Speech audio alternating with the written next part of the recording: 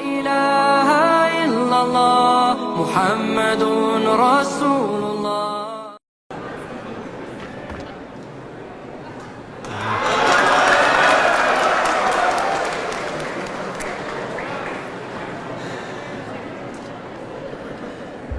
Bismillahirrahmanirrahim.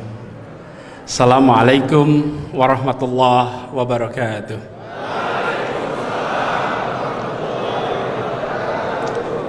Alhamdulillah. Alhamdulillahilladzi arsala rasulahu bil huda wa dinil haq liyudhhirahu ala dini kullihi wa kafa billahi syahida. Asyhadu an la ilaha illallah wa asyhadu anna Muhammadan abduhu wa rasuluh.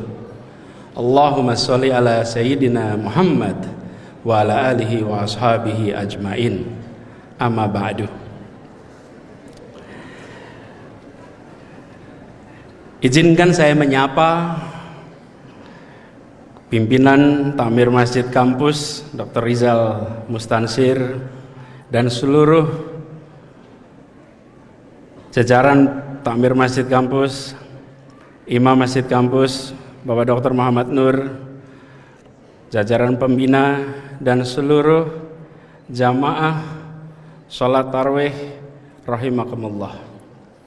Alhamdulillah, kita bersyukur Allah Subhanahu wa taala malam hari ini diberikan nikmat sehat bisa bersama-sama hadir di dalam kegiatan tarawih sholat tarawih di rangkaian Ramadan di Masjid Kampus ini.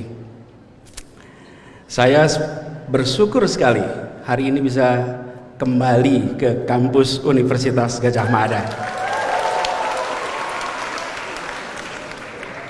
Dan saya harus sampaikan nih Bapak dosen semua yang hadir di sini, sebagian dosen-dosen ini teman saya. Jadi teman-teman SMA, teman kuliah. Ini Mas Agung nih wakil dekan. Dulu selalu ranking 1 gitu. Yang ranking 1 bertahan di UGM gitu. Yang rankingnya belasan baru keluar dari Jogja gitu ya kira-kira. Lalu saya bersyukur, kenapa? Panitianya luar biasa persisten mengundang gitu. Jadi namanya Yusuf Maulana, di mana ini Mas Yusuf Maulana? Mana Yusuf Maulana ini? Oh ini, nah WA sehari 3 kali Mas. Lebih sering dari minum obat. Ngecek bisa datang atau tidak. Saya sampaikan insya Allah nanti diatur. Karena prinsipnya begini, lebih baik mendadak datang daripada mendadak batal. Ya kan?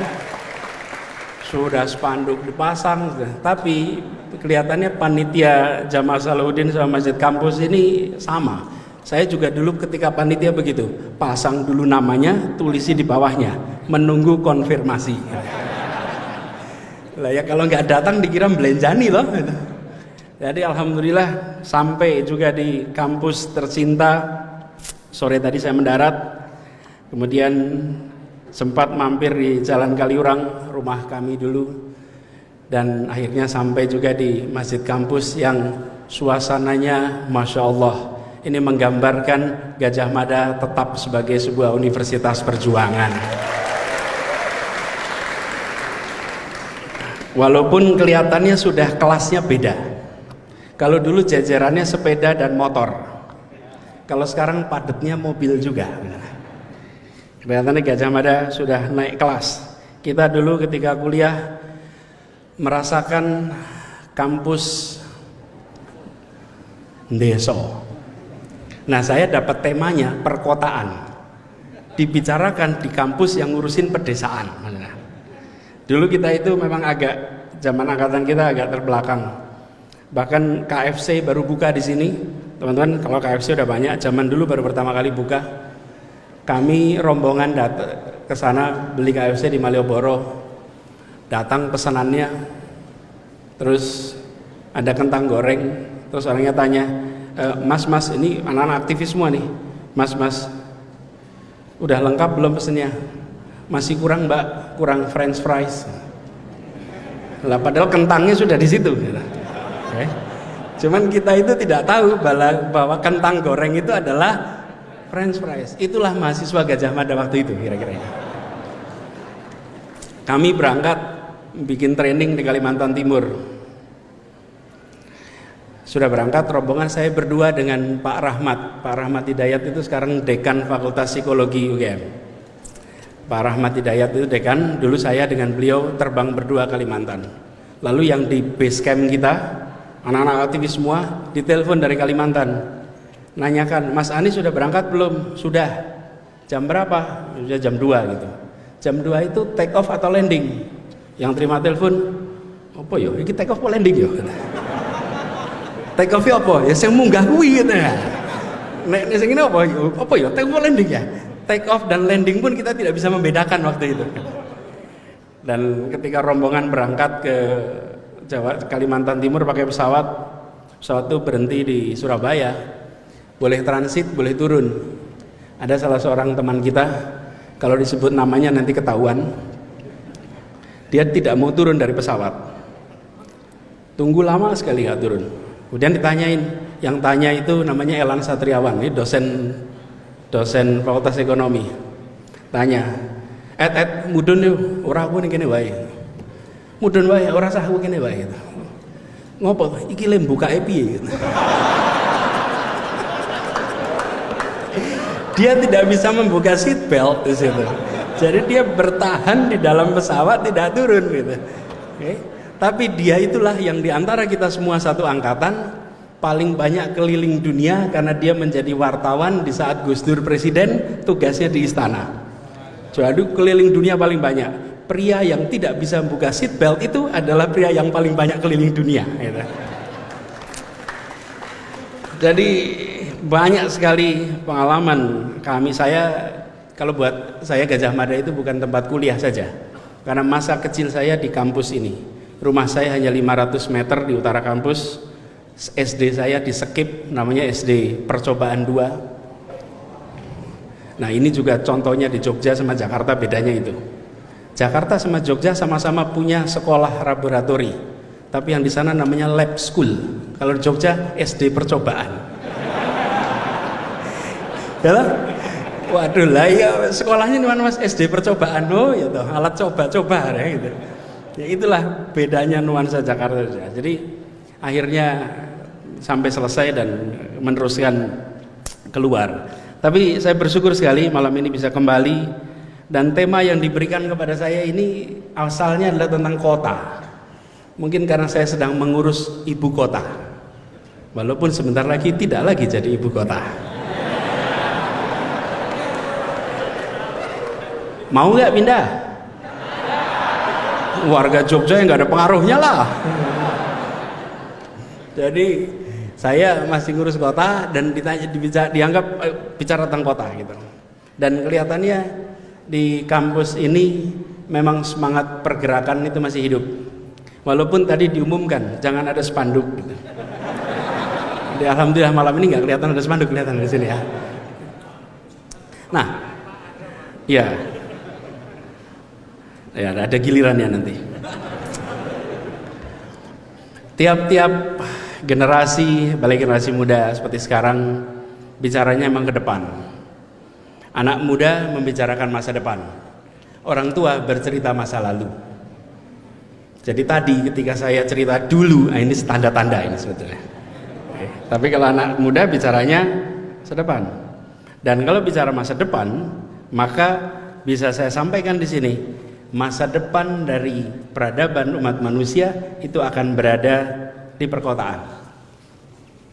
Harus siap di perkotaan. Tahun 2027 nanti pertama kalinya dalam sejarah umat manusia, penduduk dunia yang tinggal di kota akan lebih banyak daripada yang tinggal di pedesaan. Di tahun 50-an hanya 30% penduduk dunia di perkotaan, 70% di dunia. Penduduk dunia tinggal di pedesaan dan 70% tinggal di perkotaan. Tahun 2021 kemarin 57% penduduk dunia tinggal di kota. Indonesia juga sama. Tahun 2011, 11 tahun yang lalu, pertama kalinya Indonesia memiliki statistik lebih banyak warga tinggal di perkotaan daripada di pedesaan. Dan tahun 21, 10 tahun kemudian, 57% penduduk Indonesia tinggal di perkotaan. Pedesaan makin hari makin berkurang. Nah, pertanyaannya mungkin, bagaimana dengan umat Islam? Kalau kita lihat sirah Nabawiyah, maka kita akan mendapatkan fakta bahwa Islam itu berkembang pesat di kawasan urban. Islam itu dimulai sebagai sebuah agama yang tumbuh di kawasan perkotaan. Pertama kali di Mekah yang merupakan pusat kegiatan, kemudian Yathrib. Yathrib ini juga adalah sebuah kota yang hidup, yang kotanya padat dengan penduduk, dan semua urusan yang disebut sebagai pengelolaan pemerintahan sesungguhnya adalah pemerintahan kota. Bahkan sekarang kita di bulan suci Ramadan, ketika turun perintah, ya ayyuhalladzina amanu kutiba alaikumusiyam kama kutiba alal ladzina min qablikum la'allakum tattaqun. Keluar turun perintah itu bulan Sya'ban menuju Ramadan di kota Madinah tahun kedua Hijriah. Jadi sesungguhnya bagi umat Islam bicara kota bukan sesuatu yang baru, karena memang agama ini tumbuh awalnya di kawasan perkotaan. Nah, tantangannya tentu beda kawasan perkotaan dulu dan sekarang. Karena itu kalau kita merujuk, saya mau cerita sedikit nanti tantangan yang kita hadapi di Jakarta.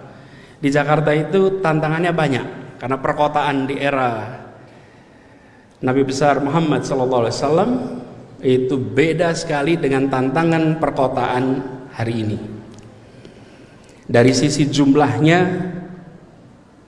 juga amat berbeda.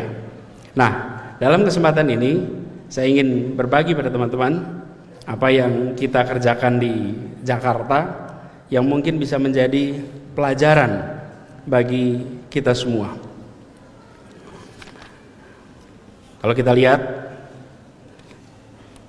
Jakarta ini kota yang merupakan melting pot, berkumpulnya semua dari mana-mana. Jogja juga sebetulnya mirip, cuman bedanya Jogja itu turnovernya tinggi. Apa turnover itu? Keluar masuknya tinggi. Keluar masuknya tinggi. Mahasiswa datang ke sini berapa tahun selesai sekarang? Itu mbok ya jangan ditanya gitu loh. Nanti kan makdek kalau ditanya berapa tahun saya. Yang sudah 4+ itu rada deg-degan sekarang.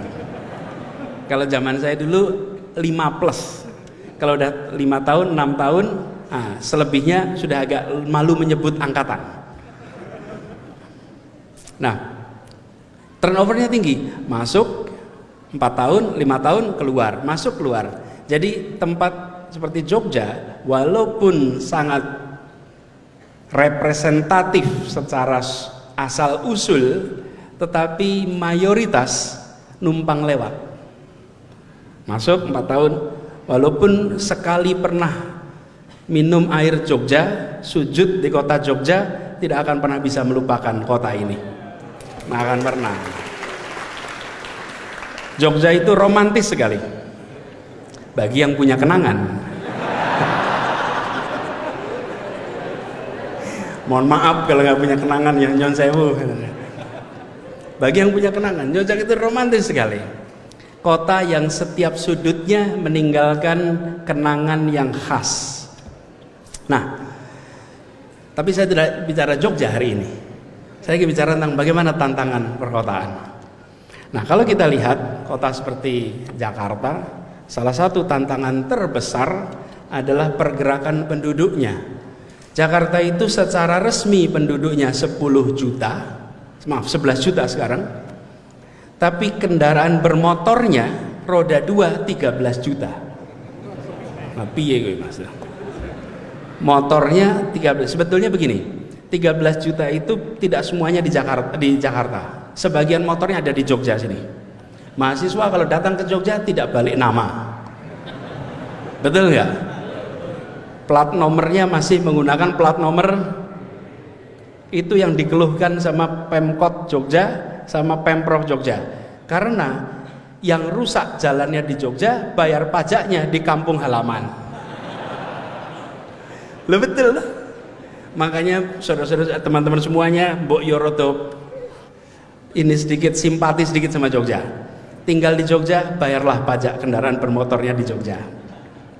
Nah, apa yang terjadi dengan 13 juta motor dan 3 juta kendaraan roda 4? Kendaraan roda 4. Jadi 16 juta kendaraan bermotor dengan 11 juta penduduk. Ukurannya hanya 600 km persegi. Jakarta itu 20 kali 30 kira-kira 600 km persegi. Apa yang terjadi? Kemacetan, kemampatan yang kita biasa saksikan di Jakarta. Karena itu salah satu hal pertama yang kami coba lakukan ketika di Jakarta adalah mengurangi jumlah kendaraan pribadi dan menambah jumlah kendaraan umum. Apa yang dilakukan? Kita bangun yang namanya Jaklingko. Jaklingko ini satu sistem di mana seluruh transportasi umum digabungkan menjadi satu kesatuan. Ada lebih dari 27 operator. Dan teman-teman semua, saya rapat dengan para operator kendaraan bermotor di Jakarta itu mungkin rapat paling panas yang pernah saya ikuti.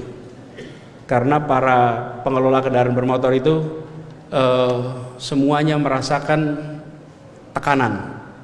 Ngomongnya terus terang, Pak Gubernur, Pemprov DKI Jakarta ini tidak adil. Anda operator, tapi Anda juga regulator. Anda bikin regulasi yang menguntungkan untuk Anda, tapi merugikan untuk operator-operator. Apa operator itu? Kopaja, Komilet Jaya, apalagi Metro Mini dan sebagainya. Yang semuanya merasakan tekanan luar biasa. Jadi saya katakan kita mau selesaikan sama-sama. Ada lebih dari 25 operator. Yuk kita duduk bareng-bareng. Duduk bareng-bareng apa? Saya sampaikan, kami ingin kendaraan umum di Jakarta itu terjangkau harganya, terjangkau jaraknya, dan nyaman. Yuk duduk sama-sama. Dan terima kasih, Anda semua sudah menyelenggarakan transportasi umum di saat pemerintah belum bisa menyelesaikannya secara lengkap. Duduk bareng-bareng. Buatlah sebuah sistem namanya Jaklingko. Jaklingko itu sebuah sistem di mana kita ubah. Dulu warga, dan ini adalah kendaraan umum, mereka bertransaksi. Kami, pemerintah, bagiannya buat regulasi. Kita ubah. Operator kendaraan, kami beli jasanya. Kami akan beli jasa Anda per kilometer per hari. Jadi dihitungnya per kilometer, satu hari 90 sampai 110 kilo. Jadi kendaraan itu muter terus, nggak perlu ngetem. Karena pemerintah akan bayarnya per kilometer. Karena itu angkot-angkot di Jakarta, Metro Mini di Jakarta, Kopaja di Jakarta sekarang nggak ada yang ngetem, nggak bikin macet. Kenapa? Karena dia dibayar per kilometer, muter terus mereka. Yang bayar siapa? Pemerintah. Warga tidak bayar per kilometer, warga bayarnya per 3 jam. Rp5.000 untuk naik kendaraan umum 3 jam. Silahkan gonta-ganti kendaraan tanpa bayar tambahan. Tanpa bayar tambahan, bayar 5.000 gonta-ganti. Pokoknya Anda ganti apapun selama itu 3 jam. Cukup di tap. Apa yang terjadi? Warganya tenang karena tidak lagi digonta-ganti. Kita mengalami dulu, kendaraan umum berhenti, mas turun mas, dek turun dek, dipindah. Pernah kan ngalamin itu? Dipindah. Lalu ngetem lama, kenapa? Nunggu penumpang, nunggu penuh baru jalan. Sekarang kosong jalan, penuh jalan. Tidak ada lagi rute gemuk, tidak ada lagi rute kurus. Semua rute dibayar sama. Dan apa yang terjadi? Hari ini kalau Bapak Ibu, teman-teman semua datang ke Jakarta, coba cari, masih ketemu nggak Metro Mini yang pro, yang wajahnya udur itu? Sudah nggak ada. Nggak ada Metro Mini Udur, Kopaja Udur, nggak ada. Kemana mereka semua? Mereka hilang. Kenapa hilang? Karena pemilik-pemiliknya bisa mendapatkan kredit untuk membeli yang baru karena mereka punya kontrak dengan pemerintah untuk dilayani secara bertahun-tahun, dan sehingga mereka ganti tanpa sakit hati. Tidak ada Metro Mini Kopaja yang digusur, dan tidak ada drama. Nggak ada drama, semua selesai tanpa drama. Diajak duduk sama-sama. Nah, warga bayar 5.000, kami bayar per kilometer. Selisihnya namanya subsidi. Subsidi itu diberikan. Nah, kalau dulu karena tidak pakai subsidi, ya angkot Metro Mini uangnya nggak cukup, hanya dari bayaran para penumpang, nggak cukup. Efeknya remnya blong, koplingnya rusak, jalannya ngebut, penumpangnya meningkat ketakwaannya. Iya, lah doa sepanjang jalan kan. Jadi itu mengerikan buat mereka. Nah, sekarang anteng. Dan apa yang terjadi sesudah itu dilakukan? Ini subhanallah, kami pun tidak menduga seperti ini. Dulu setiap hari di Jakarta yang naik kendaraan umum hanya 350.000 orang per hari. Sesudah dibuat sistem baru meningkat menjadi 1 juta orang per hari. Tapi ini belum selesai. Kita harapannya nanti 2 juta, 3 juta, 4 juta. Kalau sudah 4 juta baru kita bisa bilang mission accomplished. Kalau sekarang menuju mission accomplished, karena udah naik nih, naiknya 3 kali lipat. Dan apa yang kemudian terjadi? Jakarta 2017 dinobatkan sebagai kota termacet nomor 4 di dunia. Prestasi itu ya jangan termacet. Nomor 4 kok termacet gitu. Termacet di dunia nomor 4 2017. 2018 turun jadi nomor 7 di dunia. Kemudian turun lagi jadi nomor 10. Tapi masih 10 besar. Di mana-mana itu kita kepengen 10 besar kecuali urusan macet. Jadi saya bilang kita harus usahakan keluar. Apa yang terjadi? Tahun 2020 kita turun menjadi nomor 32 di dunia. Tahun 2021 kita menjadi nomor 64 di dunia. Dalam 4 tahun dari nomor 4, nomor 7, nomor 10, 32, 6, 4. Ini kerjanya gubernur? Ini kerjanya seluruh rakyat Jakarta. Ini adalah kerja semua kita. Kenapa? Lah yang pindah kendaraan umum siapa? Yang pindah kendaraan umum adalah warga Jakarta. Warga Jakarta memilih untuk meninggalkan. Kenapa mereka memilih? Karena kendaraan umumnya nyaman. Nah, pasangannya kendaraan umum namanya trotoar. Jika sebuah kota menganggap kendaraan adalah beroda, maka dia tidak akan menyiapkan jalan untuk orang. Padahal alat transportasi yang dimiliki oleh semua orang namanya kaki. Kaki itu alat transportasi yang dimiliki oleh semua orang. Tapi kaki itulah yang paling tidak difasilitasi selama ini. Saya tadi buka puasa di Jalan Kaliurang pinggir jalan, habis itu sholat di Masjid Al-Ittihad Karangkuni. 200 meter melaku wae gitu kira-kiranya jalan kaki. Ternyata harus jalan kaki di aspal. Kenapa? Karena belum ada trotoar. Kita semua berharap semua kota jangan mengulangi kesalahan Jakarta. Jakarta selama berdekade-dekade, jadi bukan bertahun-tahun ya. Kalau bertahun-tahun itu nyalahkan seseorang, oke? Berdekade-dekade, oke? Hari ini sensitif soalnya. Iya, kalau saya bilang beberapa tahun, tahunnya berapa ya Mas ya? Gitu kan. Repot nanti. Udah gitu nanti potongannya repot lagi Mas videonya. Ini direkam video, rekam. Dipotong itu loh. Ampun udah dipotong gitu. Coba, Anda bayangkan coba. Quran .2 Fawailul lil musolli. Bukan ngeri betul. Kata Quran merugilah orang-orang yang sholat. Itu kata Quran. Lah iya kalau dipotongnya cuman 1 potong begitu. Nah kalau saya ngomong itu seringkali ada yang waktunya senggang, menyempatkan untuk memotong gitu loh. Tadi sampai mana? Dekade. Jadi kembali beberapa dekade yang lalu. Ketika kembali ke beberapa dekade yang lalu, Jakarta itu yang dibangun adalah alat transportasi untuk roda. Harus beroda baru disebut alat transportasi. Kami ubah. Bila sebelumnya cara berpikirnya begini, bangun untuk kendaraan pribadi, di bawahnya adalah bangun untuk kendaraan umum, baru nomor 3 untuk pejalan kaki. Trotoarnya basa-basi. Yang penting kelihatan ada trotoar. Kita ubah. Bangunan infrastruktur transportasi nomor 1 adalah trotoar.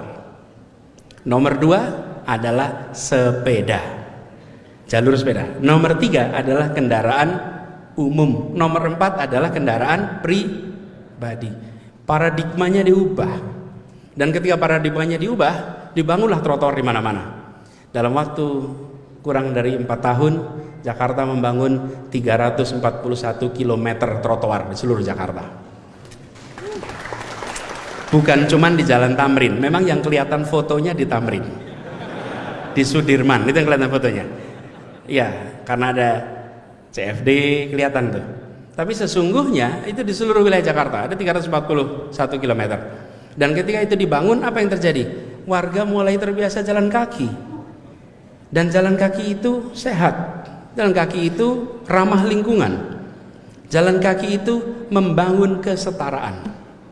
Jadi itu kita bangun. Nah, hal berikutnya yang saya ingin tegaskan, mengapa transportasi umum, mengapa trotoar, mengapa itu semua dibangun?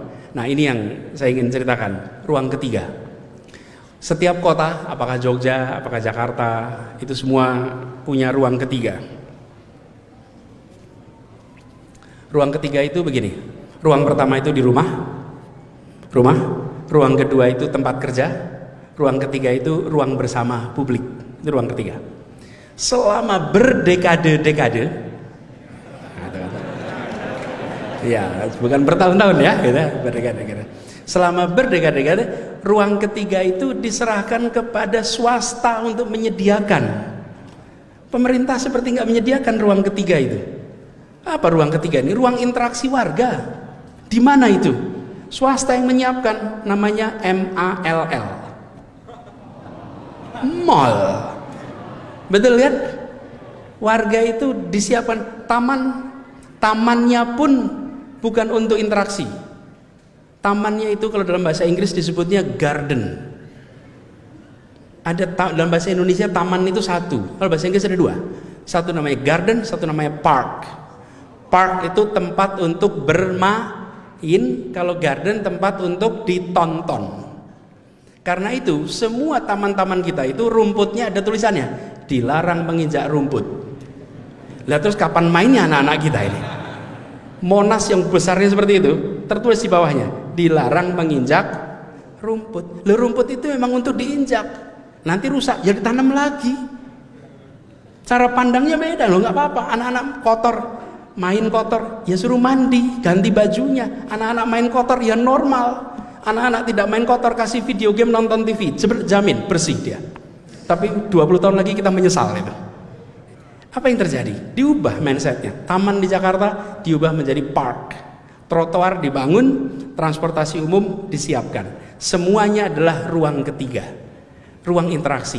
Begitu Anda naik transportasi umum, apakah Anda presiden, apakah Anda gubernur, apakah Anda menteri, apakah Anda CEO, atau Anda office boy, atau Anda tidak punya pekerjaan, maka antri di baris yang sama, duduk di tempat yang sama, berdiri di tempat yang sama. Prinsip kesetaraan ditegakkan di wilayah publik.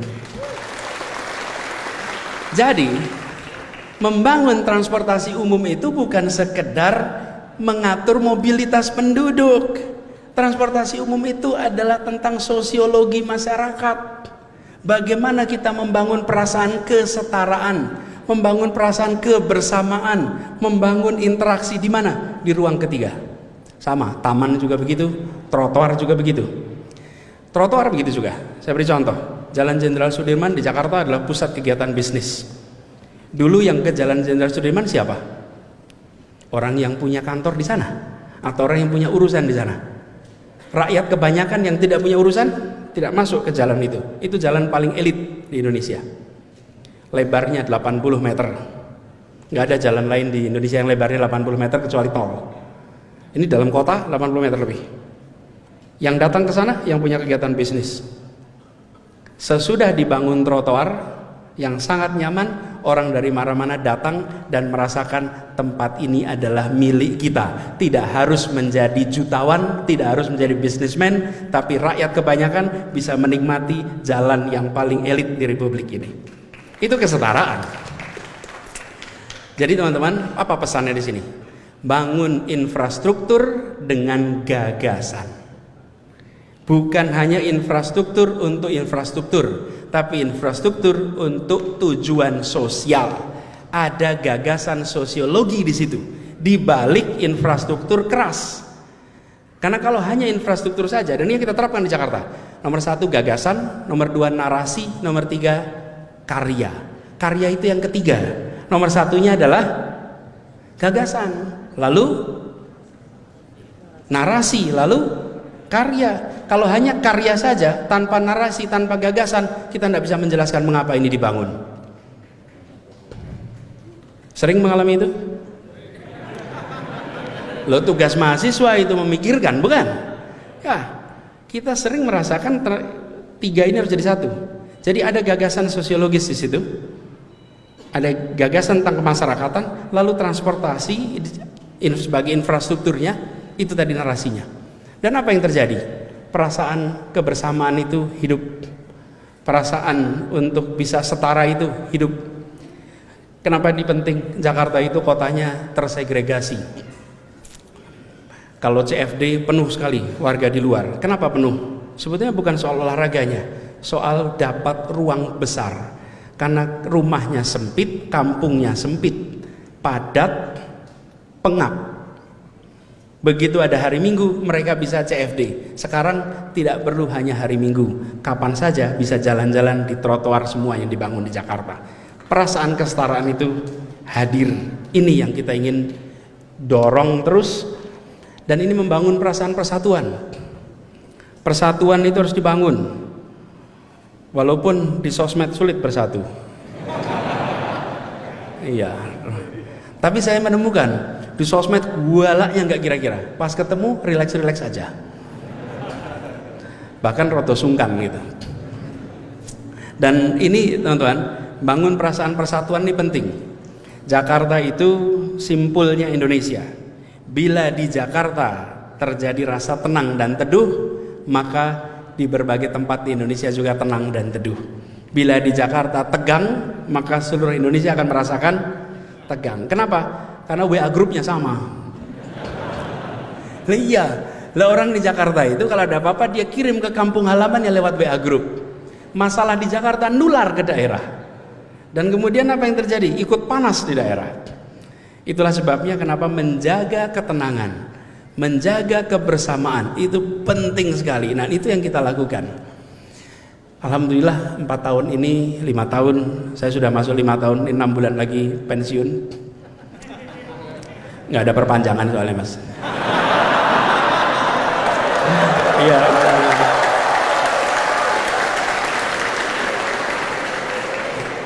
Kenapa tepuk tangan nih? Itu kan bahaya. Iya. Jadi saya bulan Oktober besok, kalau tidak ada halangan, tidak ada perubahan, itu selesai. Nah, selama 4,5 tahun ini jalanin, alhamdulillah, ketenangan, keteduhan itu dibangun.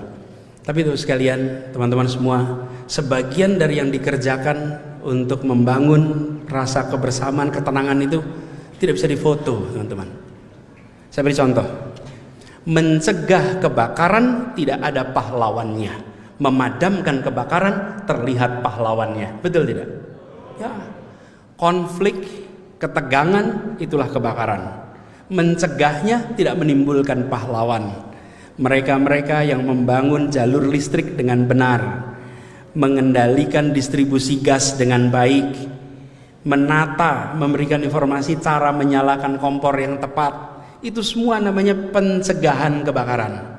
Tidak terlihat pahlawannya, tapi faktanya kita terbebas dari kebakaran. Begitu ada kebakaran, maka 1 truk datang, 2 truk datang, kita foto, inilah pahlawan pemadam kebakaran. Jadi sebagian dari pekerjaan kita di Jakarta itu adalah pekerjaan yang tidak terlihat, tapi terasakan dampaknya. Saya selalu bilang sama teman-teman jajaran, teman-teman semua jangan pernah khawatir. Memang pencegahan atas problem tidak pernah terlihat pahlawannya, tapi yakinlah ini dicatat sebagai amal soleh, sebagian amal jariah yang nanti limpahan pahalanya mengalir tanpa henti sampai kemudian hari. Catat itu. Jadi ini sebagai sesuatu yang kita kerjakan secara nyata. Nah, ini teman-teman sekalian, begitu sampai kepada pencegahan, sampai pada ini, maka langkah-langkah yang kita lakukan banyak yang tidak terlihat. Misalnya hari ini, teman-teman semua kita merasakan, alhamdulillah listrik nyala. Di kos-kosan listrik bagus kan? Bagus lah, listrik nyala. Ada AC di kos-kosan? Itu mahasiswa yang proletar, nggak punya kos-kosan, nggak punya, ada lampu nyala, komputer nyala, listrik nyala, ini semua. Pernahkah kita bilang terima kasih PLN atas aliran listriknya? Nggak ada. Tapi begitu lampunya mati, apa? Itu namanya PLN trending topic, gitu. Betul kan? Sebagian yang kita kerjakan di pemerintahan itu begitu. Pemerintahan itu mencegah masalah, tapi tidak pernah terlihat. Dan kalau mencegah terjadinya masalah, nah ini tidak sebanding. Kalau sebagai sebuah persamaan itu tidak setara. Misalnya ada 100 kali percobaan menyerang, kita berhasil menggagalkan 99 kali, tapi 1 kali kebobolan disebut gagal. Padahal 99 kali berhasil mencegah. Yang mau merusak mencoba 100 kali, 99 kali tidak berhasil, cuman berhasil sekali disebut sukses. Itulah berada di dalam pemerintahan. Karena itu di pemerintahan itu uji kesabaran, termasuk di sosmed. Uji kesabaran. Kalau saya ditanya latihan kesabaran di mana? Latihannya ya di Gajah Mada sini.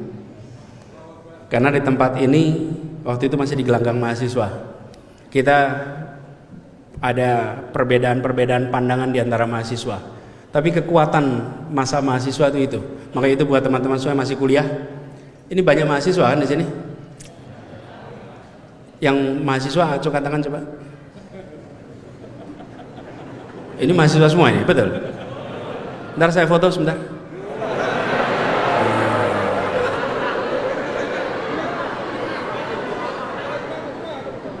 Ya, siap, terima kasih. Memastikan aja betul mahasiswa. Zaman dulu tuh banyak yang berlagak mahasiswa tapi lapornya ke tempat lain.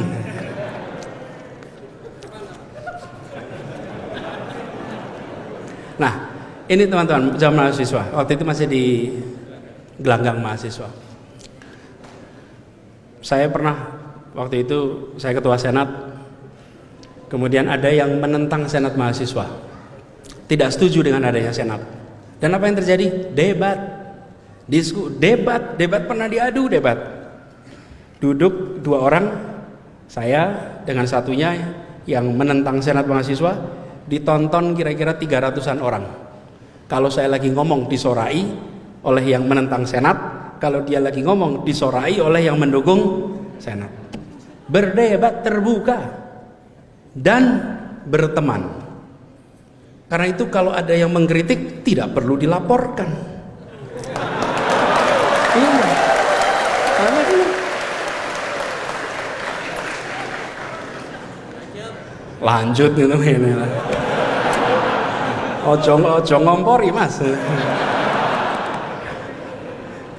Jadi perdebatan itu menjadi sesuatu yang lumrah. Apalagi di kampus. Kalau di kampus ada rasa takut untuk berbicara tentang kenyataan, maka kampus itu sedang mengalami masalah. Ya, pasti. Di kampus tuh harus bisa bicara bebas. Justru kampuslah tempatnya. Dan di kampus itu juga lah kita terbiasa untuk menjaga iklim demokrasi. Apalagi di anak-anak teman-teman mahasiswa. Teman-teman mahasiswa itu banyak sekali pemimpin-pemimpin mahasiswa. Pemimpin mahasiswa. Pemimpin mahasiswa itu adalah orang-orang yang diakui kepemimpinannya bukan oleh petinggi-petinggi, tapi diakui kepemimpinannya oleh sebayanya. Pengakuannya oleh sesama mahasiswa. Itulah pemimpin muda. Jadi kalau ada pemimpin muda yang rebutan stempel, maka dia sesungguhnya bukan pemimpin. Ya. Karena kalau pemimpin itu bukan rebutan stempel, pemimpin itu diakui oleh dan disebut pemimpin. Ini kita lagi di masjid nih. Imam. Walaupun seseorang itu sholatnya di depan mihrab sini, tapi bila tidak ada satupun makmum di belakangnya, dia tidak bisa disebut sebagai imam. Seseorang berubah statusnya menjadi imam jika dan hanya jika ada makmum walaupun satu. Karena itu kalau Anda mengatakan I am a leader, who is your follower? If you have no follower, you are no leader. Bila Anda tidak ada pengikut, maka Anda bukan pengikut apa? Orang yang mengikuti gagasan Anda, orang yang menjalankan gagasan Anda, orang yang mau bekerja bersama dengan Anda. Dan itulah masa mahasiswa. Karena itu saya sampaikan pengalaman terbesar, pengalaman paling bermanfaat itu di Gajah Mada ketika terlibat dalam organisasi dan belajar pada saat itu menghadapi rezim Orde Baru yang tidak bersahabat pada gerakan mahasiswa. Tadi pagi waktu saya terima ada yang mengirimkan saya rekaman, bukan saya sih, di grup alumni UGM. Ada foto taraweh bawa spanduk di belakangnya. Enggak, ini saya lagi mau cerita pengalaman saya, bukan nanti malam tuh. Oke? Pas saya lihat itu, weh podo weh. Biar ada yang ngene iki gitu. Kita dulu itu, kami ini pernah tanggalnya 1 Maret tahunnya 94. 1 Maret 94 membuat demonstrasi di sebuah bank. Coba, demo di bank. Judulnya menduduki bank. 6 menit di bank BCA. Bawa spanduk, bawa poster, masuk ke bank BCA. Waktu itu banknya di Jalan Solo. Masih ada nggak ya Jalan Solo sekarang?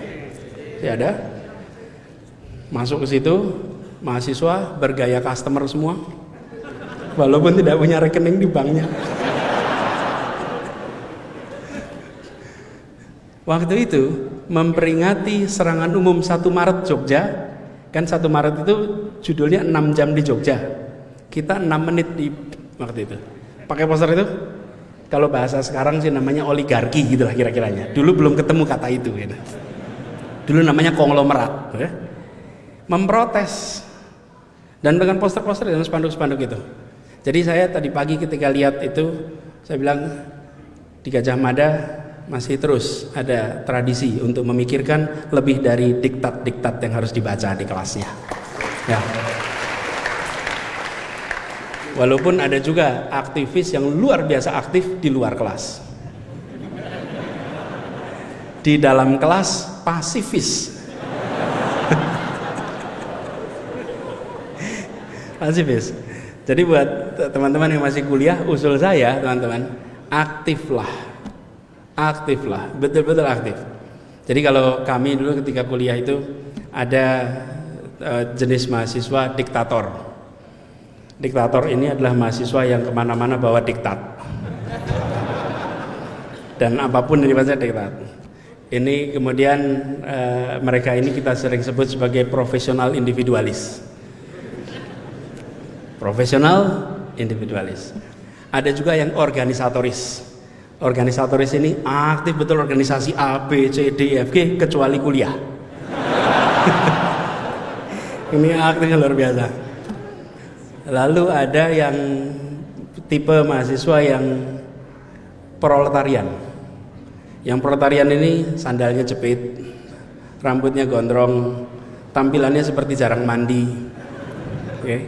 Dan selalu membicarakan rakyat. Ini kelompok proletar. Ada juga jenis yang asketis religis, sudah melampaui urusan keduniaan. Lihatnya udah ukhrawi semuanya ini urusannya. Itu kalau laki-laki terlihat dari apakah mata kakinya terlihat apa tidak, gitu kira-kira. Ini asketis religis nih, asketis religis. Ada juga jenis, sebentar saya ingat-ingat lagi nih. Ada juga humanis, sosialis, individualis. Ini menikmati mendatangi semua seminar diskusi, duduk depan pencatat, bertanya, kemanapun selalu bertanya, memikirkan rakyat, tapi sebatas ruang diskusi saja, nggak ada actionnya. Dan kalau sudah bisa mendiskusikan semuanya itu, maka merasa sepertinya masalah sudah selesai. Dan teman-teman semua para mahasiswa, kita yang saya juga sama, kita semua mahasiswa senang baca buku. Di kos-kosan, di kamar biasanya berderet buku. Sebagian untuk dibaca, sebagian untuk pemandangan. Sebagai mahasiswa intelektual dong gitu. Dan kadang-kadang yang masih puber intelektual itu, kayak kita ketika masa itu, bacanya yang rumit-rumit. Makin sulit bacaannya, makin puas di hadapan teman kos. Ini top betul. Wacananmu apa tuh? Aku ora paham, ora ngerti loh. Aku ya jane ora ngerti.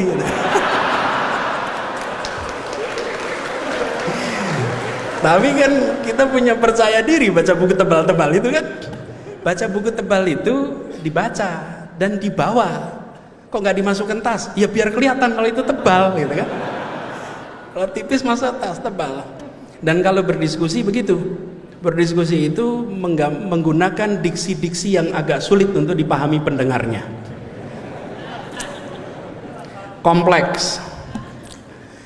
Misalnya nih, 250 cc H2O 80% kafein. Padahal cuma mau bilang secangkir kopi panas. Tapi menggunakan diksinya suhunya 80 derajat. Nah, itulah masa mahasiswa gitu. Tapi teman-teman, periode pelatihan itu, kalau saya reflektif sedikit, kebetulan pulang ke pesantrennya dulu namanya Gajah Mada ini. Jadi saya ingin refleksikan apa yang selama ini menjadi tantangan di Jakarta, bekalnya didapatnya ketika masa pembelajaran. Dan pada masa pembelajaran itu boleh tepuk tangan buat Gajah Mada. Ya. Pada masa pembelajaran itu kita tidak tahu bahwa kita ini sedang dilatih. Dilatih untuk ditemukan dengan masalah, dilatih untuk berpikirnya sistematis, dilatih untuk berpikirnya terstruktur, dilatih untuk orientasi pada solusi. Proses pelatihan itu berjalan tanpa disadari. Sadarnya ketika ketemu masalah. Karena itu buat teman-teman semua, sungguh merugi bila berada di Jogja, apalagi di Gajah Mada, dan hanya dari tempat kosan, dari rumah ke kampus saja tanpa mengerjakan kegiatan lain. Jadilah mahasiswa yang sibuk, jadilah mahasiswa yang kekurangan waktu, jadilah mahasiswa yang kerepotan mengatur jadwal. Kalau mahasiswa santai, Anda sedang bermasalah. Wes, lihat jadwal masing-masing. Siapa yang santai ini, teman-teman? Ada yang pencinta alam nggak di sini? Ini bukan masalah, pencinta alam bukan masalah. Ada yang pencinta alam? Ada, atau gini dah, ada yang suka naik gunung? Nah, naik gunung ya. Apa yang menarik? Teman-teman kalau naik gunung, berangkatnya jam berapa? Malam. Habis isya berangkat, bukan? Supaya apa? Sampainya pas menjelang subuh, betul ya? Lalu lihat matahari terbit. Dulu kita sering ke Kaliurang, Bebeng, tempatnya waktu itu masih ke rumahnya Mbah Marijan. Ya, rumah Mbah Marijan itu posnya, habis itu kita naik ke atas sampai ke Merapi. Selalu naiknya malam, jam 8, jam 9 naik ke atas. Sampai ke puncak, lihat matahari terbit, lalu turun. Refleksi saja, apa sih yang terjadi kalau mendaki gunung itu? Ketika kita mendaki gunung dalam kegelapan, kita belum tentu tahu rute. Tapi yang pasti, kalau jalannya itu datar, maka kita tidak sedang kemana-mana. Okay? Kalau jalannya itu menurun, kita lebih tidak kemana-mana. Jalan datar itu nyaman, jalan menurun itu lebih nyaman. Tapi kalau jalan kita mendaki, kita tahu bahwa ini pasti menuju ke puncak. Dan mendaki itu pasti berat, mendaki itu pasti penuh tantangan. Tapi mendaki itulah yang mengantarkan kita ke puncak-puncak baru yang bisa kita raih. Nah, jadi kalau lagi kuliah dan jalannya datar, dan kalau lagi kuliah jalannya menurun, apa artinya? Sedang tidak kemana-mana. Insya Allah yang memilih hadir ke tempat ini adalah orang-orang yang selalu siap memilih jalan yang mendaki. Loh, Anda kan bisa aja di rumah nonton santai, bukan? Anda memilih datang. Sama, saya waktu itu kalau biasanya dulu dialog Ramadan itu harinya Minggu. Udah lihat zaman hari Minggu. Hari Minggu kita datang, duduk paling depan. Waktu itu tidak punya mikrofon dan alat-alat ini, nyatet. Kepuasannya adalah ketika berbicara, mendengar langsung dari pembicara-pembicara yang datang dari Jakarta. Dan inilah teman-teman semuanya contoh, saya refleksikan apa yang kita alami di Jakarta dengan apa yang menjadi pengalaman ketika masa-masa kuliah dulu. Jadi buat teman-teman semua di sini, perjalanan Anda masih panjang. Kalau tadi disebut judul resmi yang diumumkan lewat kegiatan ini adalah Indonesia ke depan. Anda semua adalah pemilik Indonesia ke depan. Teman-teman semua adalah orang-orang yang akan meneruskan sejarah di Republik ini. Jadi saya titip pada teman-teman semua. Ini judulnya, menjadi manusia bernilai, menyongsong Indonesia memimpin 2045. Dan Indonesia tidak akan bisa mengambil posisi global kalau kita manusia-manusia tidak global. Saya sering garis bawahi, lokasi lahir boleh di mana saja, lokasi belajar boleh di Jogja, tapi kompetensi harus tingkat dunia. Kompetensi dunia. Dan kalau kompetensi dunia, akarnya apa? Iman, Islam, akhlak. Ini akarnya nih, jangan goyang gitu. Itu pegang tuh, yang kuat. Iman, Islam, akhlak itu pegang tuh. Oke? Sesudah itu bangun kompetensinya di bidangnya masing-masing. Ini betul-betul saya titip. Kenapa? Gapnya sekarang kuat, teman-teman. Kuat sekali, jauh sekali. Harus.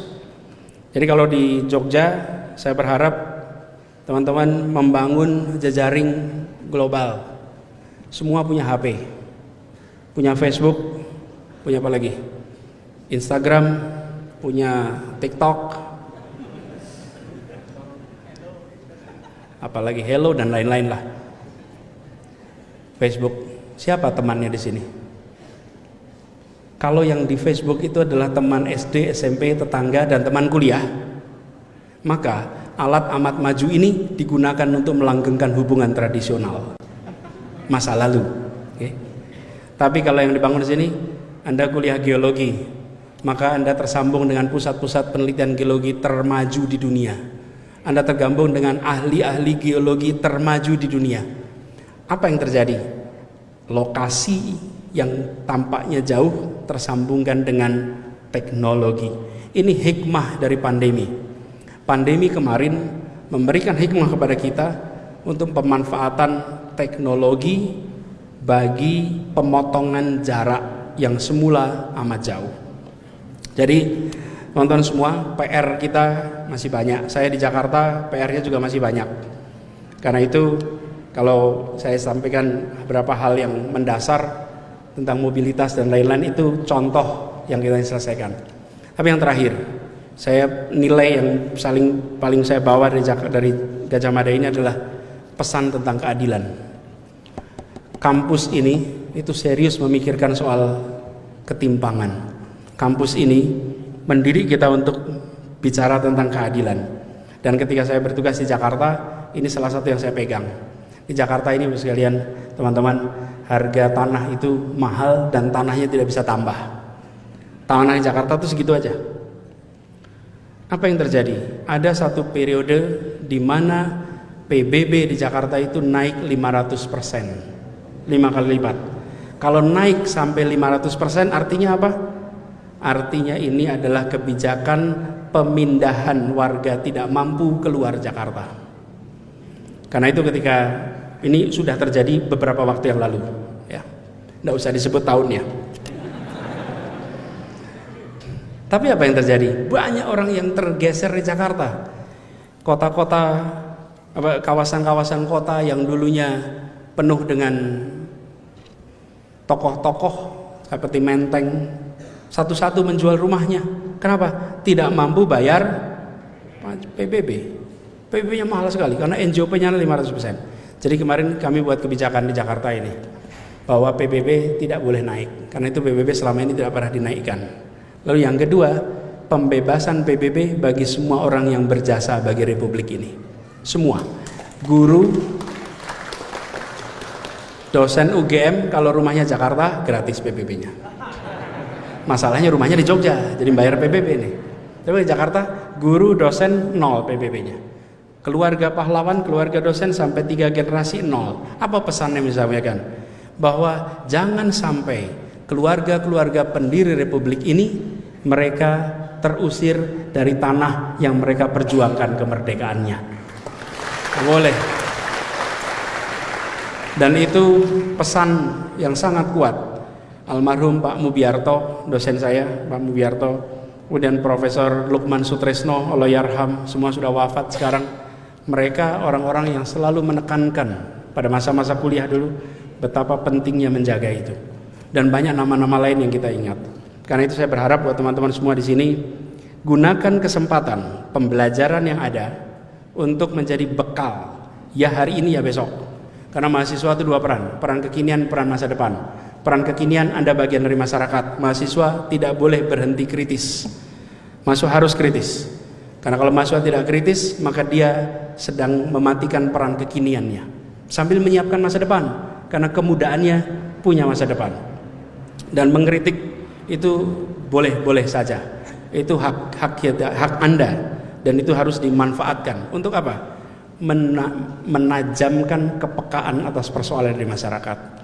Insya Allah nantinya ini akan menjadi bekal. Dan saya ingin sampaikan terima kasih pada Masjid Kampus Jamaah Salahuddin. Saya lihat daftar ceramahnya itu sampai menjadi viral, tulisannya ikut ceramah di kampus UGM, di Masjid Kampus setiap hari bisa jadi doktor. Lah berat sekali ini materinya dari hari ke hari dengan pembicara yang macam-macam semuanya. Ini kesempatan yang tidak bisa Anda ulang. Kita berharap itu dimanfaatkan dan insya Allah ini menjadi bekal. Bapak sekalian, saya akan akhiri sampai di sini. Dan saya ingin sampaikan terima kasih. Terima kasih pada saudara semua yang hadir. Saya minta kita saling mendoakan. Doakan saya 6 bulan ke depan bisa husnul khotimah. Dan saya doakan Anda semua yang sedang kuliah bisa kuliahnya tuntas. Dientengkan jodohnya. Lebih keras tuh suaranya. Lebih keras suaranya. Dan insya Allah nantinya bisa tuntas kuliahnya. Yang sedang menyelesaikan skripsi segera tuntas skripsinya. Saya pernah buat kriteria apa skripsi yang baik. Nah itu dia, skripsi yang selesai. Jadi skripsi yang selesai, tuntaskan itu semua. Insya Allah nanti menjadi sarjana-sarjana Gajah Mada yang memberikan manfaat bagi masyarakat di Indonesia. Terima kasih. Kurang lebih mohon dimaafkan. Billahi taufiq wa hidayah. Wallahu muwaffiq ila aqwamit thoriq. Assalamualaikum warahmatullahi wabarakatuh. La ilaha illallah Muhammad رسول